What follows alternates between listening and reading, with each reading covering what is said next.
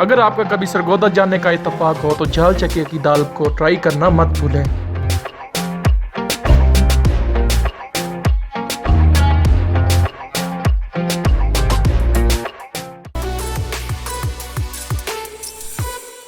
अस्सलाम वालेकुम। वालेकुम अस्सलाम। जी भाई, कैसे हैं? ठीक ठाक, अल्लाह का शुक्र है। अच्छा, आप मुझे ये बताएं, इस दाल के इतने मशहूर होने की क्या वजह है?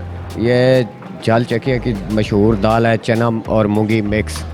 ये तैयार होती है और देसी घी में तैयार होती है। ये देसी घी वाली दाल है। आप ये कब से बना रहे हैं? ये इससे बना तो तकरीबन, इस इदारे को बना तो तकरीबन 65 साल हो गए, 60 साल हो गए, लेकिन मुझे इधर काम करते हुए तकरीबन 18 साल हो गए।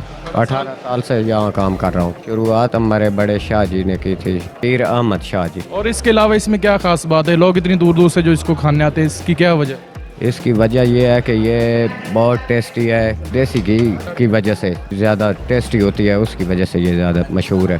कि दाल के अलावा क्या क्या बनाते हैं? दाल के अलावा होता है सादा गोश्त होता है, नमकीन होता है, नमकीन गोश्त।